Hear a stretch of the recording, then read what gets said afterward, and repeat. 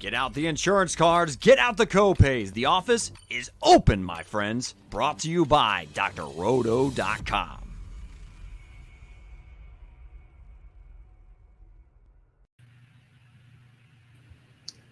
What is up, and welcome in to another off-season edition. We are the One and Done Show. We are back here on a Thursday, as I misplaced what day it is.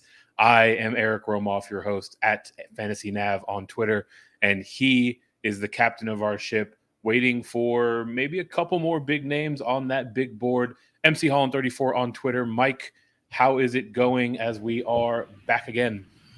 Yeah, back again, and it's heating up outside, so definitely not going outside anytime soon. Staying in and enjoying the AC down here in Texas. But, just super pumped here. Got the article posted on drroto.com for our top 100 transfer board. You are correct. There are only 5 guys left that we are waiting on decisions for. So definitely an exciting time. Just going to kind of move along here in the offseason, the team previews. But right now, pumped. We get to talk Jayhawk hoops. What's better than talking to the reigning national champions? Here to join us is sports editor for Lawrence Journal World, who covers Kansas basketball for KUSports.com, Matt Tait. Matt, how are you this afternoon? I'm good, man. How are you guys doing? We are doing great, and we are absolutely thrilled to have you here today. Like Mike said, get to dial in and spend some time getting a little bit closer and getting a better understanding of these defending national champions. So with that, we'll start with a question right along those lines. Kansas brought in their 4th national championship last year. In particular, the coaching job of Bill Self, the infusion of Remy Martin, that core group of guys that really came up together for this program. Which of these do you feel played the biggest role in kind of getting over the hump to win the title, or was it maybe something else? Yeah, I mean, I think they all deserve credit. Of course, Coach Self's the GM, the CEO, the king, all of those things, right? So he's the one that puts that all together and makes it work or not work. In this case, it did work, and so you can't overlook him. Obviously, his impact and work for that team was phenomenal, but he definitely benefited from an older team. There are a bunch of guys that had been around a long time.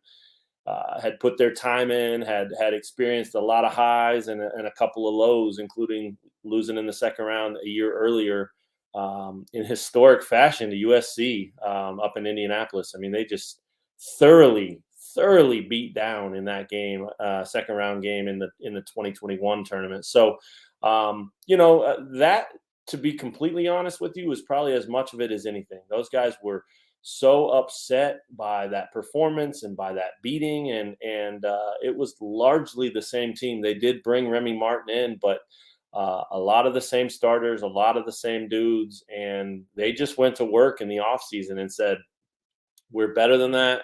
We're going to show people we're better than that. That's not going to be how we're remembered as a team that was dominated by USC. We're going to be remembered for something else. And all of that time, all of that chemistry, all of that work, it just came together in perfect fashion. And they made a run that obviously around here will never be forgotten. And were they the most talented team in the country? I don't think so. Certainly one of them, but not far and away the best or most talented. But their chemistry was phenomenal, and they played for each other. They all bought in. They were unselfish, maybe as much as any team I've ever covered.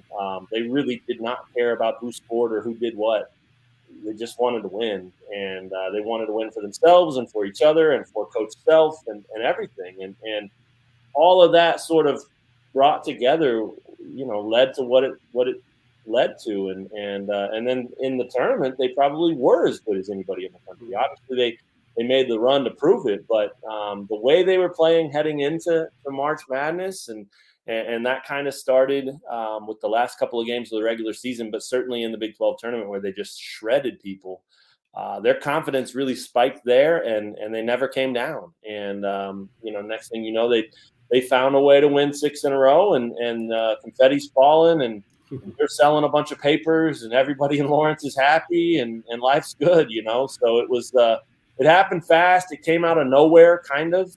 There's no doubt they were a good team all year, and you knew they were going to be good. But we're talking about a team that will be remembered forever, and in those conversations as one of the greatest Kansas teams of all time. If you're on that list, you're pretty freaking special. That doesn't happen, and there've been a lot of teams on the list of great teams that didn't win it, and that's the list you don't want to be on because that sucks. There are teams with 2 losses that are on that list, and automatically by finishing the way these guys finished, they're on the other list. So, hell of a year, a lot of fun to cover, a lot of fun to watch it unfold and evolve, and it was by no means smooth and easy the whole way. I mean, they had to grind through a lot of stuff, but I think when it counted, when it came down to March, all that adversity, all those things they had to grind through and overcome, I think that's what made them as tough as they were, and it made them a tough out, obviously. Yeah, I couldn't agree with you more. Obviously, the celebrations probably haven't ended yet. Nope. But just looking at that Final Four, obviously, with all the powerhouses in there, that was pretty remarkable to watch. So, kind of shifting gears, moving towards the coming year. You talked about a ton of experience. Well, a lot of that's going away. You've got Remy Martin, Abaji, Braun, McCormick. They are all off to their next chapters, and they did receive some good news here with Jalen Wilson returning from the NBA draft. So can you just kind of talk about Wilson, what his role is going to look like and, what the ceiling of the team is now that he's back? Yeah, that was huge. I mean, he's not only because he's talented and because he's a veteran and experienced, but also because of the way he's wired. I mean, he's going to come back and be the undeniable leader of this team, and they'll want him to be that. He'll want to be that.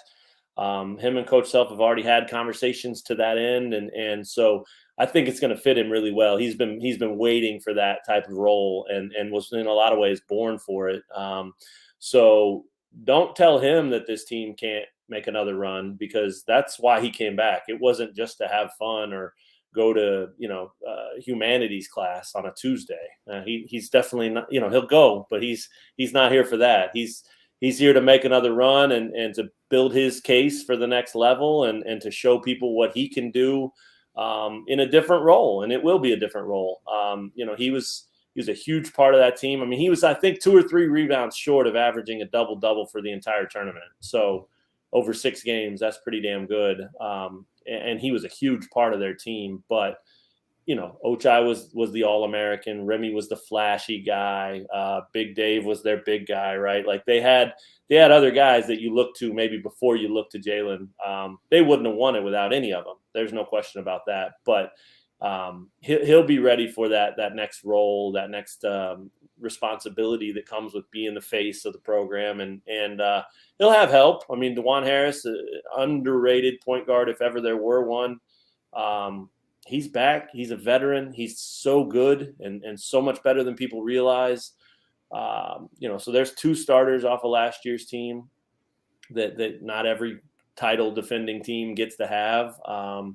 And there's a couple other guys that played roles last year that were small, that are hoping to use the off season and the opportunity that's at their doorstep now to really break out themselves. So I think there's no doubt that this team has a chance to be really good, and I think it all starts with Jalen and what he can do. But he's terrific in the open floor. He's great on the glass.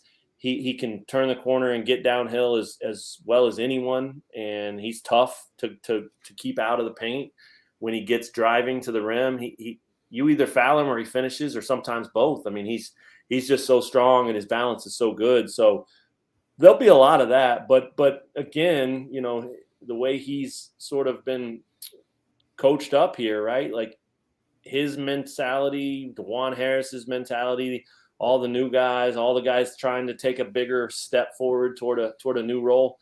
They saw the recipe that works, and that's that you play for each other and you don't care about your stats and your name and your face. And they always say around here, there's 2 phrases they have. Number one, they say, faces change, expectations don't. That's Kansas. That's blue blood basketball. So they'll continue to ride with that. But the other one is that kind of comes up in season every season is that, if you win, there's enough of the pie to go around for everybody. So just go win and you'll get your love and he'll get his love. And, people will pay you attention and him attention and all these things. I mean, they really believe that if you can win at a high level, everybody will get some credit and some love for that. So those two things won't change, and it'll just be different faces. But Jalen's will be the one that a lot of people recognize and remember. And I'm telling you what, he'll spend a lot of time working this offseason. I'm sure he's excited for the opportunity to have some time. But I would guarantee you that if you told him the first round of March Madness was next week, he would start salivating and say, "Let's go," because that's what he wants. He wants another run, and he wants to lead this team, as the guy, and he certainly has a chance to do that. He's a terrific player and should be preseason All Big 12 type of guy. I don't know if he'll be preseason All Big 12 Player of the Year, but he could be in that conversation for sure. And again, the conference is loaded, so it'll be really interesting to see how they look. And it'll take some time. They'll need a month or two to find out exactly what this version of Kansas basketball looks like. But there's enough old to blend with the new that they should be pretty good still. And I see most places have them, preseason top 5, top 8, certainly top 10, and there's no doubt that that's right where they should be. They're probably, for me, I mean, top 5's probably fair. If you put them in the 5 to 7, 5 to 8 range, I wouldn't argue. I don't think that's too low by any means. I think top 3 might be too high. So they're probably right in the middle of that top 10 somewhere. But what does that matter, right? All that matters is where you end, and they obviously know that better than anyone right now. Yeah, they certainly do. And to your point, very much so speaks to Wilson's mental makeup, that he is coming back in large part because he wants that additional expectation and to carry that burden for the team. So yeah, let me jump in. Very exciting storyline. The other thing is, look, like he would have gone if he could have, right? I mean, you can't overlook that. Everybody that he came to school with, all of his friends, all of his boys are all gone. He's going to look around, no Ochai, no Dave, no Christian Brown, like they're all gone. So if any of those NBA teams, when he was up at the Combine and the G League Elite Camp, if they would have said, "Hey, we'll take you," I don't think he would have returned. But that's the beauty of testing, and that's the beauty of having a good coaching staff and good family situation to where you can actually evaluate it and make a good decision. He would not have gotten drafted. He might have got a two-way opportunity or something like that, but he would not have been drafted. So he made the right choice, and now he gets to spend a year saying, "Here's why I did it," and all that. But yeah, there's no question in my mind that if someone said, "We'll take you," he'd have gone. So it's now you put all that behind you and you just look ahead. But yeah, he would have been definitely ready to go. He's just he's still a little bit away from that, and he gets a year just like Ochai had this year to show people that hey, here's how my game has improved and evolved, and sort of the how do you like me now thing, and it's awesome. He's tested twice, and he's going to take full advantage of that, and I can't say enough good things about the testing. I mean, it's you're crazy if you don't do it, and you're crazy if you don't listen to what they're telling you, because they will tell you if you should stay in the draft. And if they tell you not to, then you shouldn't stay in. It's amazing. There are guys that still do, but they've got a great support system here. Obviously, the coaches, no one is more connected and knows better than Bill Self and how to handle that. I mean, he's had number 1 picks. He's had tons of lottery picks. I mean, he knows how to help these guys, and he will be the first to tell them it's time to go. Like Joel Embiid, right? Like Joel Embiid, maybe you guys know this story, but he wanted to stay for his second year at Kansas, desperately, in tears, wanted to stay. Bill Self says, "You can't. I love you. I would love to coach you for 5 years, but you have to go." And then he's the number 3 pick, and now he's, behind my guy Jokic. He's the best player in the world. So I'm a Nuggets fan, so that's why I say that. But it was awesome covering Joel for a year. He was phenomenal. He's one of the few guys that I ever put myself into the equation and said, I hope he comes back, because I wanted to see him up close and personal for another year, because the things we saw covering him for that 1 year were outrageous, and everything people are seeing now. We saw him routinely pulling jumpers from the bench during practice. I mean, he had so much more in his game than he showed during game time. and obviously he's showing the world that now. So that's a perfect example of what I'm talking about, though. Like, if Bill Self and this program were selfish, no pun intended, but if they were, they would have said, "Oh, you want to come back? You're in tears about it? Yeah, come on back." But their first priority is what's the best move for these kids, what's in your best interest. And in that case and a lot of other cases, it's been to remind them that your time is now. It's time to go. So that helps guys like Jalen, and obviously it helps the top tier guys too, but it really helps the guys like Jalen who are sort of on that fence about, is this the right move for me or not? So good stuff. They've got a great setup here in so many different ways. It's to be a Kansas basketball player is pretty good life. Yeah, those Embiid days were certainly fun times for the program. One of the more exciting and fun storylines from last year was that this program absolutely struck gold with Remy Martin through the transfer portal. Now they try to do that again with Kevin McCullough coming in from Texas Tech. Very versatile player, a lot of experience in the Big 12. What are your expectations for him transferring in here this year? I think he starts. I think he starts right away. I think he's got enough experience and versatility to be an easy guy to plug into your starting lineup. It won't be handed to him. He'll have to earn it and show that he belongs, but I think he will. And then I think he's tailor-made for Bill Self in Kansas. I mean, he plays defense. That's Bill Self's number one thing. He is a team-first guy. He's terrifically talented in a number of different areas. He's not a volume scorer. He doesn't have to have the ball in his hands to go get points and stats. I just think his all-around game is sensational. And I thought that when he was at Tech, and so did Self. Every time they got ready to play these guys over the last couple of years, we would do previews and interview him and talk about the matchup. And he would always start by talking about McCullough and say, the guy's a pro.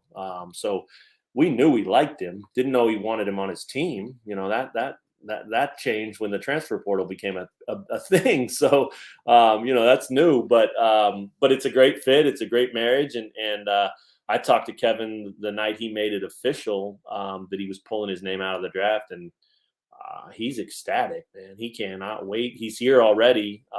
They had a camp scrimmage the other day. He didn't go. He's still working on a little bit of a rolled ankle or something like that. So no need to push yet, but I know he's thrilled to be here. I know he views, like you just said with Remy Martin, he views that as a potential path for him, right? They're different players entirely. And so it's not like he's coming to be Remy, but he saw Remy Martin was a legendary, sensational player for 4 years at Arizona State, scored 2,000 points and was missing that one thing, right? And that was a chance to go win at the highest level, and found the opportunity at Kansas and ended up cutting down nets. And so that to be honest with you, that's like one of the best things that probably happened to this program in a long time. I would say sometime in late February, I've still got it here on my desktop, a story that I started that was sort of like a cautionary tale for the future Remy Martins of the world, and how it's just, don't forget that just because this guy's a big name or whatever, and, it maybe isn't the right thing. And obviously I'm telling you about it, but I never wrote it, never finished it, never published it, because Remy made it pretty irrelevant with his postseason. So there no longer is a cautionary tale or a worry. There's just now the idea of go find guys that fit your program and can help you be the best team you can be. And, that's what they do. And at Kansas, you have a luxury of being able to do that with some pretty top talent. So I think McCullough's perfect fit. I think he's going to have a good year. I don't know if his numbers will be sensational or not, but I guarantee that his impact will be. I talked to his high school coach too about just his point guard game and like his vision, his passing. I mean, this isn't a scorer, the guy that wants to put up, 20 shots and 20 points. I mean, he'll do it if he can, but he's so much more about getting others involved and doing what he can to help win, right, and impact winning. And so I think, again, that just fits Bill Self perfectly. Yeah, it was great to see Remy return to old form there towards the end of the year. Really nice to Crazy. see. It was So, unbelievable. so another piece here that's going to be super important to defending the national championships, this 2022 recruiting class. 24/7 Sports has this class ranked number 4 in the country, headlined by 5-star wing Grady Dick. So of this 4-man class, who do you predict is going to make the largest impact? And just other thoughts on this 2022 class coming in? Yeah, it's really good. And until yesterday, I would have said Grady. He's phenomenal. I think Grady is he's athletic more than people think. He's an outstanding shooter. He's long. He elevates. I mean, his shot is he jumps so high on his shot that with his length and his height to begin with, you can't even really contest it. So there's a lot to like about Grady's game, and I think he's going to have a huge role and a huge impact. But what I saw yesterday from MJ Rice kind of broke the tie there for me. Now, again, it was a scrimmage camp game. Nobody's playing much defense. They're not even going 100%, but everything looks so easy for him. He showed all parts of his game. He can get to the rim against guards. He can get to the rim against big guys. He's got a good-looking jump shot. He's smooth. He's effortless. I think mid-range is there. If he can guard and if he can defend, he can be a nasty, nasty weapon. And he's not going to play if he doesn't do those things because that's Bill Self. So you can expect that he will. But he just to me looks like he's 6'5", 220. He's got a physical grown man's body as a true freshman, and I think that might help him be more ready to make that early impact and not be affected as much by the change in level and things like that. And especially today, I mean, there's so many guys playing major minutes at the college level that these guys have already played with or against in AAU and tournaments and things like that. So he won't have any issue adjusting. I mean, there'll be things and moments that are different and things he hasn't experienced, but he's terrifically talented. And I think both of those guys, I mean, they should both be in the top 7 or 8 if one of them isn't starting already. If Jalen hadn't come back and they didn't get McCullough, they'd both be in the starting lineup. So, that's how talented and deep this group is. And the other crazy thing about MJ, he got in at like 4 a.m., and then maybe got a little bit of sleep and then rolled out to this camp scrimmage and did what he did. So can only imagine him fully rested and prepared and knowing what he's doing within the system. So, he's big time. And I think both of those guys are. And don't sleep on Ernest Uday, their big guy. He showed a lot yesterday too. Great motor, great athleticism, good body. He'll play and he'll play early and he'll have a role. So there's a reason it's ranked as the top 4 class, even though those guys aren't the Zion Williamson and Andrew Wiggins of the world. They're probably all 3 way better than most people realize. And the fact that Kansas landed all of them, that's pretty fortunate. And of course they have one more, Zubi Ejiofor. He looks pretty good too. Long, athletic, can defend, versatile. That's the game now. And Coach Self figured that out and loves going after guys like that, because then it opens up all kinds of things that you can do on game night. You can adjust to any style. You can play with anybody. You can dictate things and make others uncomfortable. I mean, he used to try to fit those pieces like a puzzle, like those little kids puzzle where the square has to go in the square, for it to go through. But he's okay with sort of the abstract art these days where you just kind of draw a shape up there and you tell people what it is. And because you drew it, they believe you. So he's adjusted very nicely in the last few years and obviously has a title to show for it. Absolutely. For those that are listening or watching along, keep in mind that this is hot off the presses insight. Matt is very, very freshly off of camp and seeing these dudes play. So very much so has real-time insight as to how these guys are looking as they ramp up to participate here at the collegiate level. I want to zoom out now a little bit, Matt. You can't talk about the upper echelon of college basketball without talking about NIL. It's a huge factor in the sport. So I want to hear from you about how Kansas is adjusting to this new landscape, what sort of opportunities these players have in front of them, and if there's been anything that sort of surprised you that you've seen as you've been covering the NIL side of this. Yeah, no, great question. The NIL stuff's a big deal. They're still trying to figure it out. I don't think KU was as ready as a lot of universities were last July when it hit. They've had guys get some small deals and things of that nature, but there are schools out there that were way more ready and prepared. Part of that, in talking to their athletic director, was by design. I mean, KU's still under investigation and dealing with this NCAA thing, and they just kind of want to see how that goes before they start going too crazy with working deals for guys and businesses and paying a bunch of money and things like that. I mean, it just was like maybe the right thing to do, so to speak, to kind of slow play that a little bit. And it's still, there've been plenty of opportunities. It's not like they're totally, on the sidelines or anything like that, but it's a huge part of today. It's a much, much bigger part of the future and of recruiting and of what they need to see develop, so that when these kids and their families come in on these visits, they can tell them definitively, here's the plan, here's how it looks, here's how it'll go for you.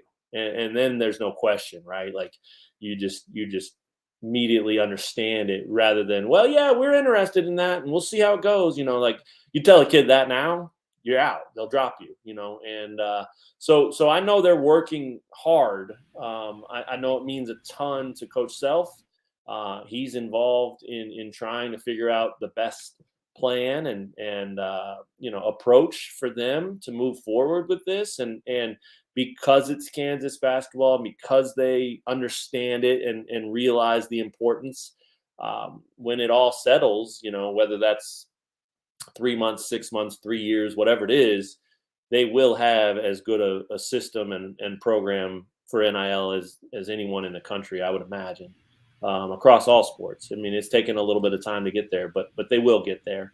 I did a story right after Jalen pulled his name out of the draft that basically looked at the impact, the NIL impact for him and what it means and what potentially is sitting there for him. And basically, without going paragraph by paragraph of my story and boring the hell out of you, it basically, I was able to kind of conjure up some numbers that look like there's probably going to be close to $400,000 available to him in this coming year, in a variety of ways. They have a company called Six Man Strategies that was brand new and built for NIL stuff, based out of Wichita, Kansas. They signed the KU basketball team immediately, and their stated goal is to raise $1.2 million each year through 100 donors giving $1,000 a month to their, I guess, their fund, right? And that goes to everything from autograph sessions to memorabilia to gear to whatever they can do, tweets, whatever these guys can broker a deal with someone. There's money there for that to happen. And so, you add 1.2 million, and then there's a little bit more. I mean, there's actually a place you'll like this. There's a restaurant in town called Jay Wilson's. And so you can imagine that Jalen Wilson might have a deal with them. He does. It's funny because when he was recruited here on his visit, I had talked to his mom before they came up, and I told her, I said, hey, there's a place in town called Jay Wilson's. You got to go get a photo of your son in front of the building, like this was pre-NIL. This was 3-4 years ago now, and so they did, and they loved it. And then fast forward a few years, and last year he had a deal with them, So there's a lot of money there that's waiting, and it was there last year too. It would have been a 6-figure thing for Ochai Agbaji very, very easily, especially as an All-American and National Player of the Year type of guy. But Ochai wasn't interested. He wanted to focus entirely on his game, the work, and building his draft stock. Obviously, that paid off. He's going to be a millionaire in a couple of weeks. And, he probably could have been a millionaire still and maybe taken a little bit more money. But I think he ended up with $96,000 or something, most of that coming on the back end of it after they won the title and things like that. But during the season, he was much more locked in on putting the work in, grinding, getting this team right, and all that stuff. So that's not to say Jalen won't be that way. I think he probably will follow that same path. But I also think, he understands that there's money to be made. And that 400 grand is not even all of it, right? That still leaves some of that pie for other guys to take some of that 1.2 million and work on deals and things like that. So, Grady Dick, with a name like that, he's got an opportunity for some serious NIL money. There's going to be a lot of jerseys with his last name sold, I believe. I've seen a lot of Kansas fans want, for whatever reason, it's beyond me, but it's college. Apparently that's it. That's college, right? Yeah, they want that on the back of their shirts for some reason. I'm good. I don't need that, but I get it, and it's going to open a lot of doors. Grady signed a deal with, I can't remember the name of the company right now off the top of my head, but he has a specific company that is designed to handle all of his NIL deals, and he'll still be a part of that 6-man strategy stuff, but his is specifically every other off the court, off campus type of deal. And, this is the National Gatorade High School Player of the Year. So he will have exposure and opportunities that come from that not everybody gets. And so that was a big part of his life and his, transition from high school to college. And other guys have signed new deals as well, with sort of third party type of programs or businesses that are able to do that. So I think it'll be a very popular thing. It's called WME Sports is the company that Grady came to a deal with, and they're big time. I mean, big time. They had like Marilyn Monroe, Charlie Chaplin, like Elvis, like they've been around forever. And in terms of like entertainment representation, so they have a sports division, and he's now a part of that. And I think Christian Brown is too. I think he signed with them as well. So anyway, there's a lot happening in Lawrence and on campus and within just the program, but these guys are all very, very well aware that there's more than that too. So NIL has changed everything forever. And it's weird to me still, because I spent most of my life thinking that was, paying a kid in college was like, you might as well be shot on the spot. That's the worst thing you can do. Right. And anymore, it's like, if you're not doing it, you're in trouble. You're not going to keep up. So I'm still adjusting up here and trying to make sense of it all, but it's definitely here and it's not going anywhere. So big time stuff, and they're very well aware of it, and I'm sure they'll be ready eventually. All right. So last thing before we get you out of here, Matt, Kansas has really dominated the Big 12, 20 regular season titles in 24 years. Are they the favorite again this year? And what are the keys to them being the first repeat champion since we saw that Florida Gator team in 06-07 repeat for the title? Wow, yeah. Favorite to win the Big 12 or the whole thing? Let's go with both. Wow, yeah. I don't think they're the favorite to win the whole thing yet. I don't think you can say that. I think they're in the mix on the short list of contenders, and you could probably get them at a pretty decent number right now, in Vegas if you wanted to do a future. So that might work, but still the odds are against them, right? Nobody repeats, as you mentioned. In the Big 12, I think you have to call them the favorite. Their team's good. It's loaded with talent. It's deep. It's got, again, veterans, but also new incoming talent that will make a big impact. I mean, Texas is going to be really, really good. They were supposed to be really, really good last year, and they weren't. But they were. That's what's weird, right? Like their record doesn't show it, but they were really good. And so year 2 of Beard, a ton of talent on that roster. I mean, that's a lot. I mean, Texas is right there. I bet you could go around the Midwest area and find just as many people that would tell you Texas is the Big 12 favorite as Kansas. So I don't think it's clear, but I always believe that, until someone beats you, you're the team to beat, right? And so, but everybody should be good. TCU's got a good team coming back. Texas Tech will be good. We know that, even though they have new pieces. Baylor, they seem to have arrived as a real consistent, legitimate team year in and year out. So I'm sure I'm leaving somebody out. Iowa State was good last year. They lost some guys. So anyway, I think KU's the favorite right now by this much in the Big 12. And that's never really been that hard of a thing to sell to people. So I'm not really saying I'm going out on a limb. I can damn sure tell you they're the favorite in this area where I live. I mean, people, of course, it's a God-given right around here. Well, of course we're going to win the Big 12. The question is, are we going to, it's like, okay, relax. calm down. There's a lot of love for the Jayhawks in this town, and people take it personal if you even question it. So it makes my job hard sometimes, because part of my job is to question it, but that's okay. It's a lot of fun. The national thing like I said, I think they're on a short list of 5 to 8 teams maybe right now, and I'm sure we'll have 2 or 3 others that emerge as legitimate contenders that kind of come out of nowhere, but they'll be there. I mean, they'll be a 1 or a 2 seed. They always seem to be. They have never been lower than a 4 seed since Self's been here. I mean, they always know how to do it. And they always find a way, and they always get better. The team they are in November and December is very rarely what they are in February and March, and that's part of why he's a Hall of Famer and part of why he's so good. I mean, the guy's a phenomenal coach and program runner and CEO and GM and all those things. I mean, he gets it. He gets the kids. They get him. It's a pretty cool thing to watch and cover. And as long as he's on their side, they're going to be in the mix. And that's why that USC loss and things like that hit hard, right? Like, it hit him, it hit the program, it hit the kids, because that's not what they expect or what they're used to. They're expecting much deeper runs and things of that nature. So it was a big year. They got that second title. He got that second title. I think that was something he'd been waiting a long time for and had a bunch of good chances before this to get it.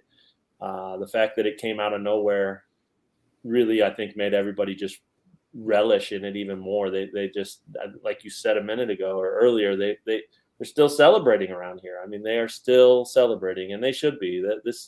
I've lived here a long time, and guys that were on the '88 championship team and the '08 championship team, which is now 15 years ago almost. Those guys are still. They can go in anywhere and get autographs and love and hugs and free drinks, and I mean, people worship these guys around here. So this group will be in that group forever, and yeah, good for them, man. It was wild to cover, and we'll see how they follow it up. But they'll be hungry. This isn't going to be a team that just sits there and rests on, well, we got it done last year. No, they understand, like, the target's even bigger now, and they want that challenge. They want the smoke, so to speak. They want everybody to come at them, and even more than they already do. So that'll make it fun to cover and different. But I'd imagine these guys will be up for it. It'll take some time, but I think they'll be ready. Matt Tait, in addition to being one of our few guests to make Mike feel a little bit better about his Texas Longhorns, is also the sports editor for the Lawrence Journal World, covers Kansas basketball for KUSports.com. If you are not already following Matt, his Twitter is scrolling along there at the bottom. You can check out all of his great work at ljworld.com and KUSports.com. This guy is absolutely dialed in to this Kansas program. Matt, thank you for spending some time with us this afternoon.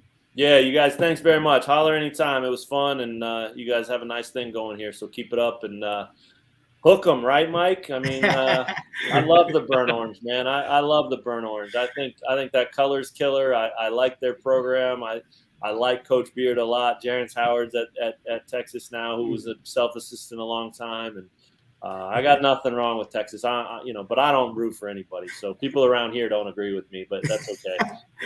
I think he'll get it going there. You'll be okay. I'm number 1 on my guest list now. Matt, right, you might have just earned yourself a weekly spot. We definitely appreciate you taking some time with us, and enjoy the rest of your day. My pleasure. Cheers. Thanks, guys. Take care. Yeah. Cheers. Mike, I will give you a minute or two here to come down from Cloud 9. This might be the most praise that has ever been heaped upon the Texas Longhorns on the One and Done show.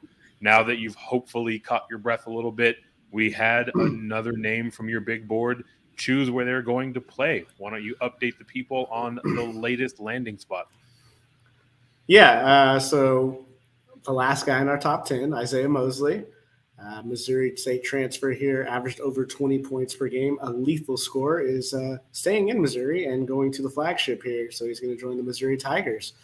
So a huge pickup for new coach Dennis Gates. And this team is all of a sudden looking like a really, really good roster. In addition to not only him being our 4th ranked player, they're picking up 2 other top 100 players on our big board, Demoy Hodge, who followed Dennis Gates from Cleveland State as his lead guard there, and then Noah Carter from Northern Iowa. So looking like a pretty good team here to go along with Kobe Brown, who's one of the better big men in the conference here. So, yeah, definitely a team to kind of look out for. So a huge pickup from Missouri. What are your thoughts?